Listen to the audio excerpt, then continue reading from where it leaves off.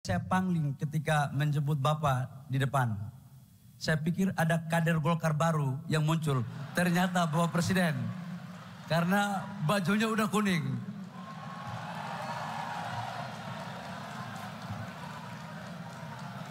Saya pikir-pikir paten juga barang ini.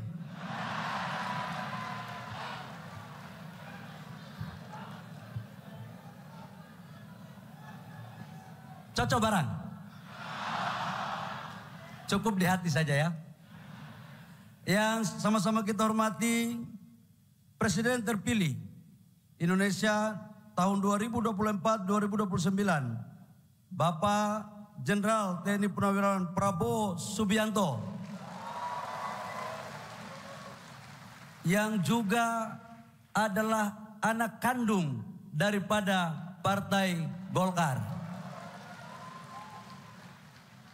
Kalau partai yang beliau pimpin sekarang itu partai yang dibangun oleh Bapak Prabowo, tapi yang melahirkan Bapak Prabowo adalah Partai Golkar.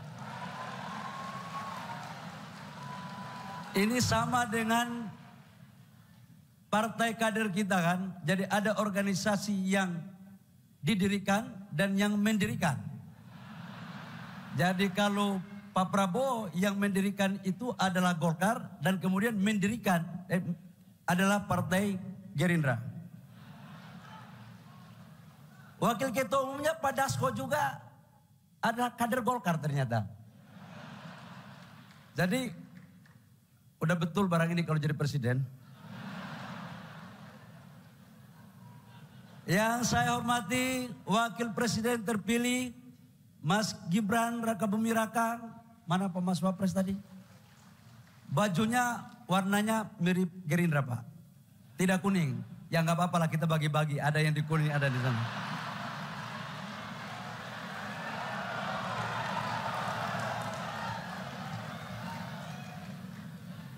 Nanti kita koalisi Mas Wapres.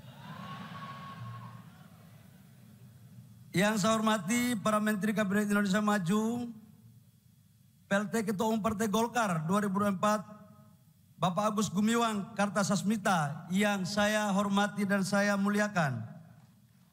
Tanpa jabatan Bapak 10 hari menjadi PLT Ketua Umum, saya tidak bisa berdiri di sini sebagai Ketua Umum DPP Partai Golkar.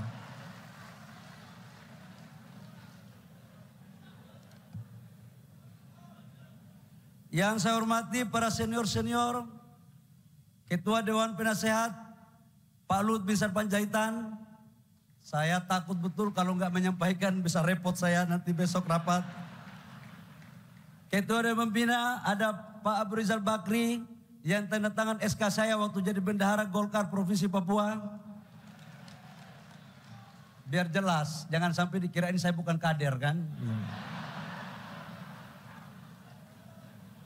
Bapak Akbar Tanjung yang mampu membangkitkan Golkar di era terpuruk pada tahun 99 2004. Pak Agung Laksono dan seluruh senior-senior Partai Golkar yang mohon maaf saya tidak sebut satu persatu. Rekan-rekan Ketua Umum Partai Politik, sudah bisa bicara rekan-rekan kan. Kalau kemarin kan belum bisa saya.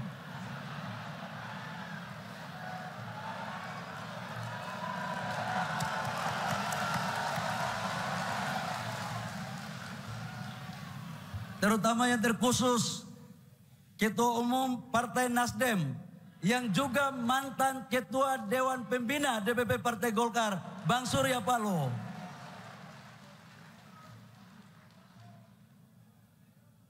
Masih ingat kan Bang Surya? Dengan gagahnya kalau lagi orasi, belajarnya di Partai Golkar.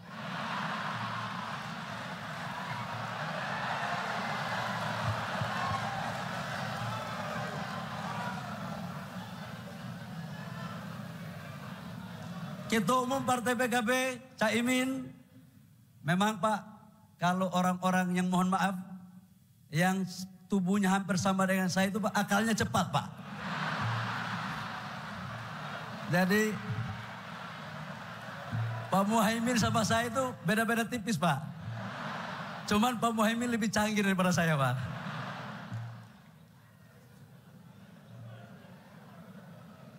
Caimin, sebentar lagi munas Pak.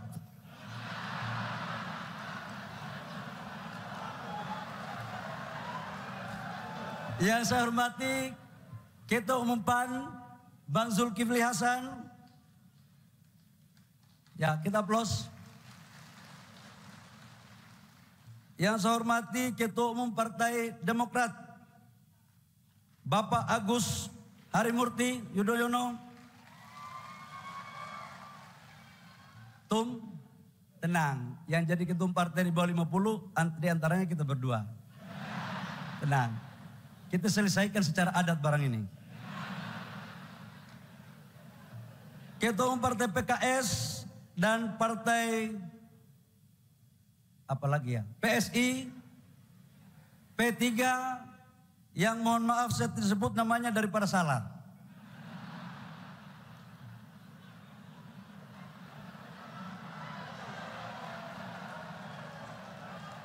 Yang saya hormati para anggota DPR RI fraksi Partai Golkar yang hari ini sempat hadir dan besok Golkar akan menjadi partai pemenang kedua di legislatif DPR RI menjadi 102 kursi. Saya dari lubuk hati yang paling dalam saya menyampaikan rasa hormat saya kepada Ketua Umum Golkar terdahulu, abang saya, senior saya, Pak Airlangga Hartarto. Kita berikan aplaus kepada Pak Airlangga.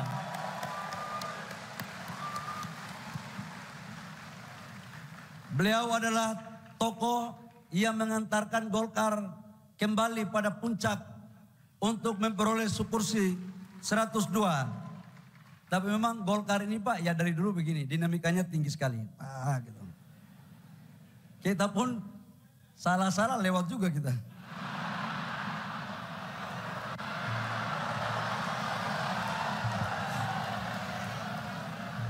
Ini yang saya hormati Ketua DPD Partai Golkar Provinsi se-Indonesia,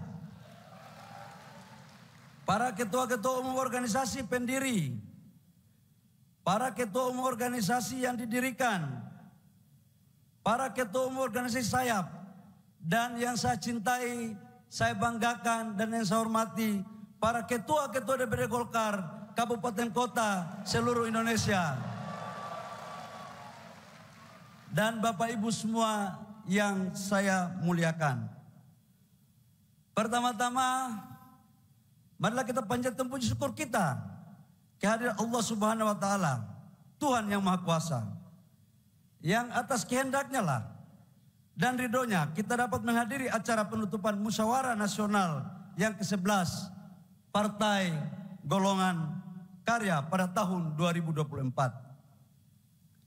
Pada kesempatan yang berbahagia ini, perkenankanlah saya mengucapkan terima kasih sebesar-besarnya kepada keluarga besar Partai Golkar, para ketua DPD tingkat provinsi, para ketua DPD Partai Golkar tingkat kabupaten dan kota seluruh Indonesia,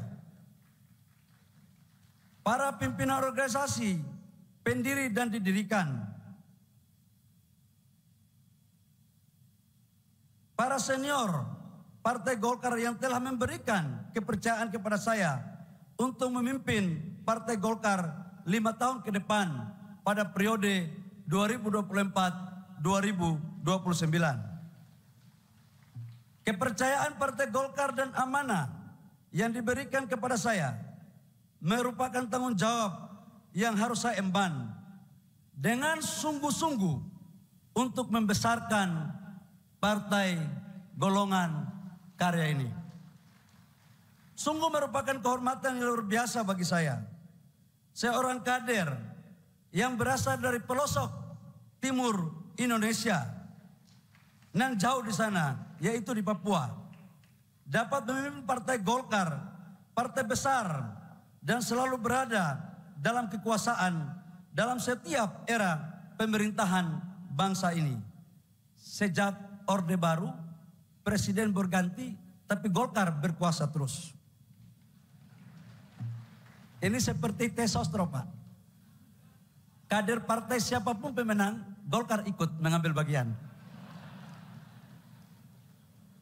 Untuk itu, amanah yang diberikan kepada saya ini tentu akan saya emban dengan penuh tanggung jawab untuk kebesaran, kejayaan Partai Golkar. Saya sebagai orang yang berorganisasi dan berangkat dari bawah, sangat memahami dan merasakan bagaimana seharusnya kita mengelola organisasi ini dengan baik. Yang tahu daerah provinsi hanyalah kader yang pernah berproses daripada provinsi. Yang tahu kebutuhan kader di DPD 2 hanyalah orang-orang kader yang pernah berproses di daerah. Dan dari semua ketua-ketua umum yang ada, Pak, rasanya belum pernah ada yang memulai dari DPD 2, Pak. Cuman saya dari DPD 1. Bapak Presiden dan hadirin yang kami hormati, Partai Golkar merupakan partai yang berideologi karya kekaryaan. Partai Golkar lahir untuk menghimpun berbagai kekuatan bangsa yang memiliki cita-cita untuk membawa kepada kemajuan bangsa dengan landasan ideologis kekaryaan ini. Partai Golkar merupakan instrumen politik yang diabdikan untuk mendukung perjuangan dalam mewujudkan kemakmuran, kesejahteraan rakyat di negara yang kita cintai ini. Habitatnya Partai Golkar merupakan partai yang selalu berada di dalam kekuasaan. Partai Golkar dalam perjalanan sejarahnya selalu mendorong agar pemerintah dapat berjalan dengan stabil dan efektif, agar pembangunan terutama mendorong pertumbuhan ekonomi yang berkualitas dan merata dapat dirasakan seluruh lapisan masyarakat Indonesia. Partai Golkar merupakan partai yang modern. Sesuai apa yang dipidatokan oleh Bapak Presiden, sering mengatakan bahwa ke depan Partai Golkar akan menjadi partai modern, terbuka dan inklusif. Sebagai partai yang inklusif tentu kita perlu terbuka untuk menerima berbagai masukan, pandangan dari kalangan manapun dengan syarat memiliki cita-cita yang sama membangun kemajuan bangsa. Oleh karena itu, izinkan saya untuk menyampaikan mulai hari ini kita harus menghilangkan sekat-sekat faksionalisme di tubuh Partai Golkar. Tidak ada lagi faksi A, faksi B, atau faksi C. Kita adalah Partai Golkar yang ada cuma satu faksi, yaitu faksi Partai Golongan Karya. Kita harus bersatu kembali di seluruh potensi dan kekuatan Partai Golkar demi membangun kembali sebagai partai yang solid dan mengakar dalam berbagai lapisan masyarakat. Banyak juga ini pidatonya. Izin Bapak Presiden terpilih, saya biasanya pidato tidak pakai teks, Pak, tapi daripada takut salah, bahaya. Bapak Presiden dan hadirin yang kami hormati,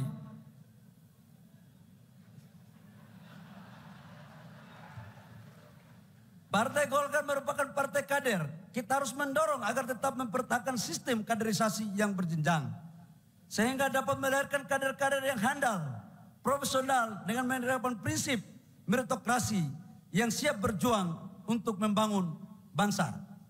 Partai Golkar harus memanfaatkan kemajuan teknologi informasi untuk mendorong pengelolaan organisasi yang modern, terutama membangun pusat data dan informasi sebagai big data.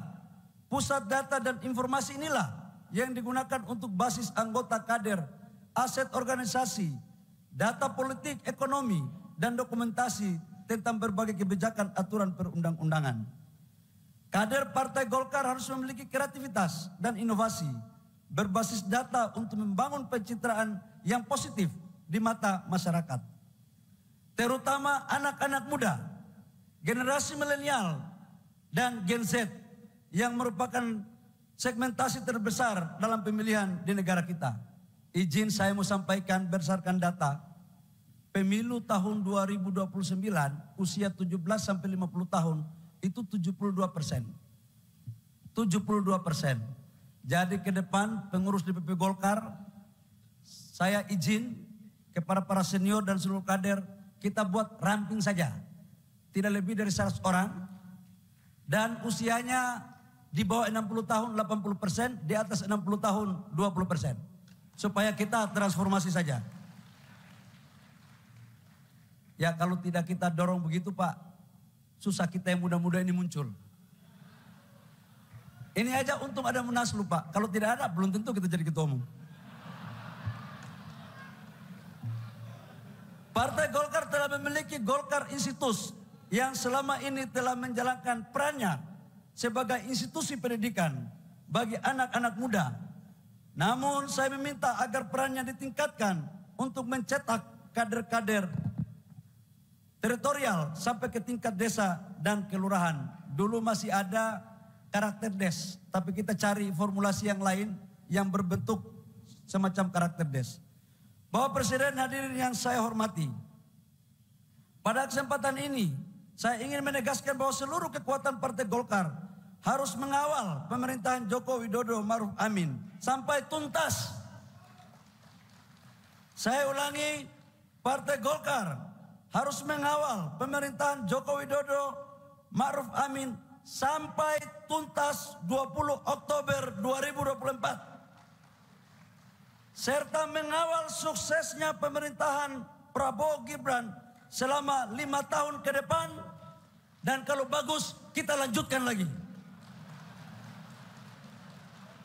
Cocok? Setuju? Ini Pak Presiden Pak Prabowo ini anak kandung Partai Golkar. Jadi kalau sudah anak kandung mau cari yang mana lagi? Dan sekaligus Partai Golkar berada pada garda terdepan untuk mengamankan, menerjemahkan dan mengeksekusi seluruh program dari kebijakan Bapak Presiden Prabowo dan Mas Gibran. Sekaligus menjadi benteng pertahanan ketika menghalangi ancaman dari dalam maupun dari luar. Apalagi gerakan tambahan. Bapak Presiden Pak Prabowo tenang. Golkar sudah ada barang ini. Pak Dasko, yang penting kita bisa bicara baik-baik saja.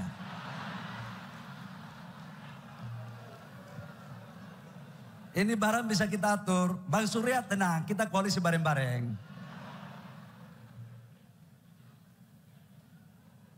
Baik di pemerintah maupun di parlemen. Melalui politik legislasi dan politik anggaran. Karena pada hakikatnya pemerintahan Presiden Prabowo Gibran merupakan kelanjutan dari pemerintahan Presiden Joko Widodo Kiai Ma'ruf Amin. Kita harus mendukung terwujudnya Indonesia Emas di tahun 2045 yang merupakan visi Presiden Prabowo Gibran. Berbagai kebijakan dan program prioritas pemerintah ke depan antara lain melanjutkan program hilirisasi dan mengembangkan industri berbasis sumber daya alam untuk meningkatkan nilai tambah, peningkatan ketahanan pangan, peningkatan kualitas sumber daya manusia yang salah satu program spesifiknya adalah makanan bergizi. Untuk khusus hilirisasi, saya ingin mengatakan bahwa program ini dicetuskan oleh Bapak Presiden Jokowi, tapi yang mengeksekusi adalah menteri yang notabene-nya kader Golkar, yaitu Pak Menko Marinvest, Pak Luhut Binsar Panjaitan, dan saya diperintahkan untuk mainkan di lapangan. Jadi kalau hilirisasi ini, mohon maaf Pak Dasko, ini menterinya yang mengeksekusi menteri Golkar, kira-kira hilirisasi. Masuk barang.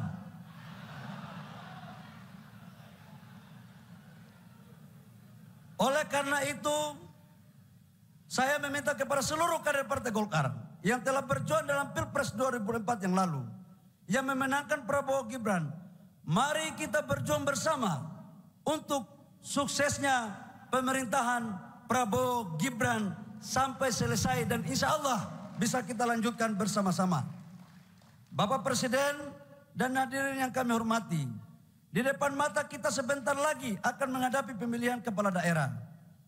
Di dalam Munas, karena kemarin sudah dalam berbagai diskusi, perdebatan panjang, kita memasang target.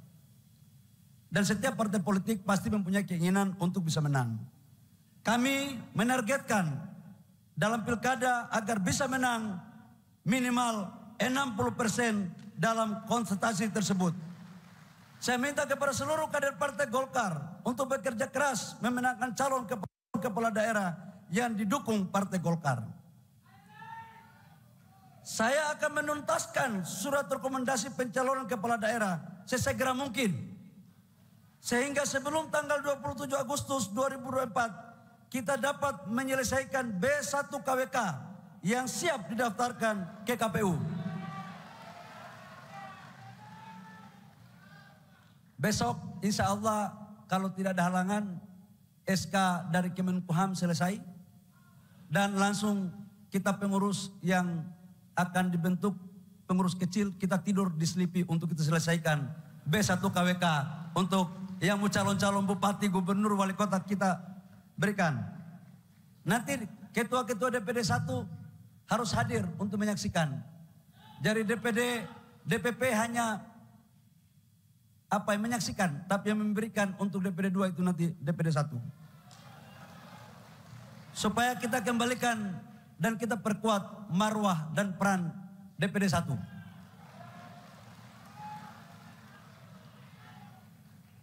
Siap berjuang memenangkan pilkada?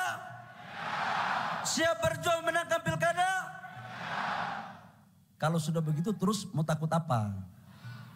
Pada kesempatan ini saya juga ingin menegaskan bahwa tujuan utama Partai Golkar adalah memenangkan kontestasi pemilu 2029 selama 5 tahun ke depan.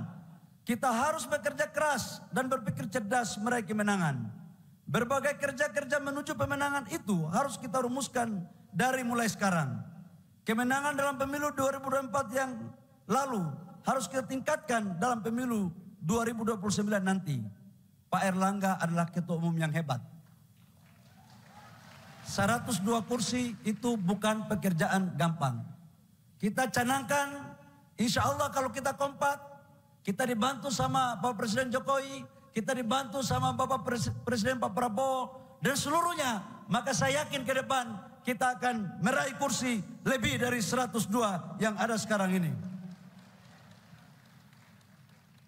Oleh karena itu saya mengajak kepada seluruh kader Partai Golkar di seluruh pelosok Nusantara. Mari kita tetap solid, kompak dan bersatu menuju kemenangan Partai Golkar tahun 2029. Tinggal setengah halaman. Bapak Presiden dan hadirin peserta Munas yang berbahagia. Sebelum saya mengakhiri sambutan ini, perkenankan kiranya Bapak Presiden Joko Widodo untuk memberikan arahan kepada kita semua kader Partai Golkar. Izinkanlah saya mengucapkan terima kasih yang sedalam-dalamnya kepada Bapak Presiden Republik Indonesia, Bapak Joko Widodo yang telah berkenan hadir dan selalu terlihat memakai baju kuning, bahwa Bapak merasa nyaman berteduh di bawah pohon beringin. Pak, kalau di tempat lain sudah tidak nyaman, di sini Pak. Kami akan naungi Pak. Kami juga mengucapkan terima kasih kepada Bapak Presiden Republik Indonesia terpilih, Bapak Jenderal TNI Purnawirawan Prabowo Subianto, yang telah berkenan hadir. Saya ingin menyampaikan, harusnya Bapak Presiden Prabowo masih di PNJ. Belum bisa hadir di acara penutupan.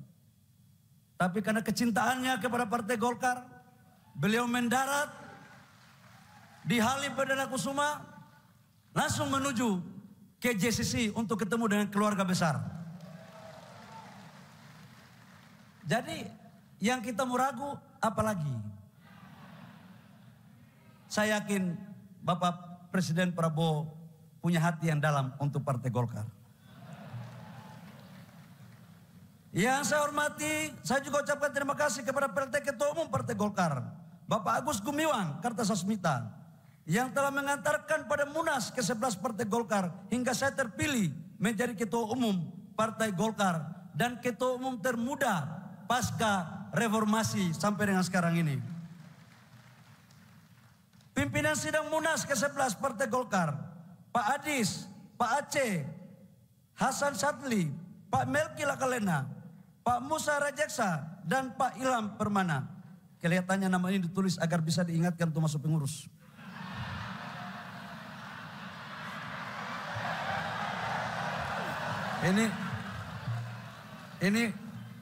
Karena yang tulis ini SC, olahannya ternyata di poin yang kelima ini tadi Pak. Lebih khusus kepada panitia penyelenggara Munas, Pak Bambang Susatyo dan Ibu Sari Yulianti selaku Ketua OC. Ini juga kelihatannya sama Pak, agar masuk pengurus. Dan seluruh hadirin peserta Munas ke-11 Partai Golkar yang telah melalui proses peralihan kepemimpinan yang baik. Sebelum saya tutup, izinkan saya tutup dengan membaca pantun. Banyak nelayan pakai sampan, di tengah laut berseliweran. Mari bersama kita ke depan, bersatu padu mengawal Pak Prabowo dan Mas Gibran. Ini kelihatannya Mas Gibran sebentar pakai baju kuning ini Pak, sedang pakai. Pohon beringin kokoh berdiri, daunnya rimbun teduhkan hati. Mari bersatu padu demi negeri, agar suara Golkar melambung tinggi. Demikian, terima kasih. Saya mohon maaf apabila pidatonya ini terlalu panjang, karena sesungguhnya yang membuat tata tertib Golkar dari SC. Kalau saya tidak membaca ini Pak, dianggap bukan menjadi ketua umum yang sah. Itulah repotnya kita, harus tertib dengan protokol. Saya mengakhiri sambutan saya pada malam hari ini dengan mengucapkan wabillahi taufiq wal hidayah. Wassalamualaikum warahmatullahi wabarakatuh. Shalom. Om Santi Santi Om. Namo Buddhaya. Salam kebajikan.